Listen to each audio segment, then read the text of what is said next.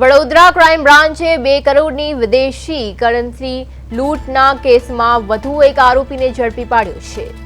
વારસિયામાં વૃદ્ધ વેપારીને નિશાન બનાવનાર ગેંગના વોન્ટેડ આરોપી સૂરજ સલાટની ધરપકડ કરવામાં આવી છે।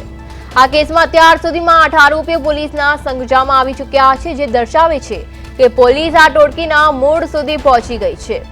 વારસિયા વિસ્તારમાં થયેલી 19 દેશોની કરન્સીની લૂંટની મામલે વડોદરા ક્રાઇમ બ્રાન્ચ એક્શન મોડમાં છે। વાઘોડિયા રોડ પરથી ઝડપાયેલા સૂરજ સલાટે કબૂલાત કરી છે કે તેણે જ આણંદથી પોતાના સાગરીતોને બોલાવ્યા હતા અને વેપારીની હિલચાલ પર નજર રાખવા રેકી કરાવી હતી। સૂરજ સલાટ અગાઉ ઝડપાયેલા મુખ્ય આરોપી રાહુલ મારવાડીનો સંબંધી હોવાનું પણ ખુલ્યું છે। પોલીસ તપાસમાં સામે આવ્યું છે કે લૂંટ બાદ ભાગી છૂટેલા આ આરોપીને પકડવા માટે અલગ અલગ ટીમ બનાવવામાં આવી હતી। અત્યાર સુધીમાં 8 લોકોની ધરપકડ કરવામાં આવી છે અને લૂંટાયેલા 2 કરોડના મુદ્દામાલમાંથી હજુ કેટલો હિસ્સો રિકવર કરવાનો બાકી છે તે અંગે પોલીસ આરોપીની સઘન પૂછપરછ કરી રહી છે।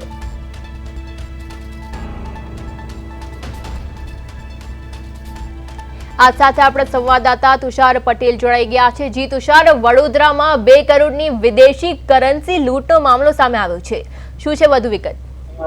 ચોક્કસથી પિયા, જે રીતે સમગ્ર ઘટના સામે આવી કેટલાક દિવસો પહેલા વડોદરાના વારસિયા વિસ્તારની અંદર એક વેપારી પોતાના દુકાનનો વકરો લઈને જ્યારે ઘરે જતો તે વખતે 3 જેટલા અજાણ્યા શખ્સો દ્વારા લૂંટ ચલાવવામાં આવી હતી અને આ લૂંટની અંદર અધૂધધ કહી શકાય તેવી 2 કરોડ રૂપિયાની વિદેશી કરન્સી મળી આવી હતી।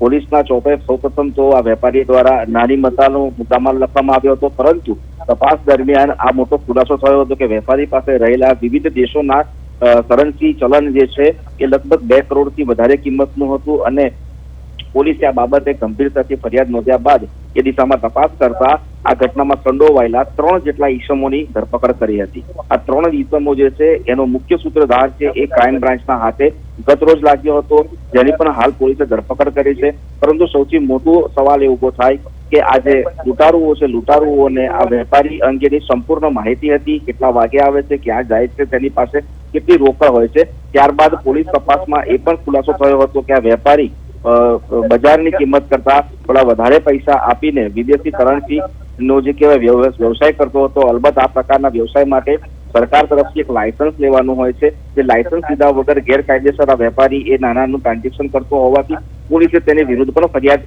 નોંધી હતી। અલબત્ત આખો કેસ ઉકેલાઈ જતા હવે ક્રાઇમ બ્રાન્ચે પણ રાહતનો શ્વાસ લીધો છે।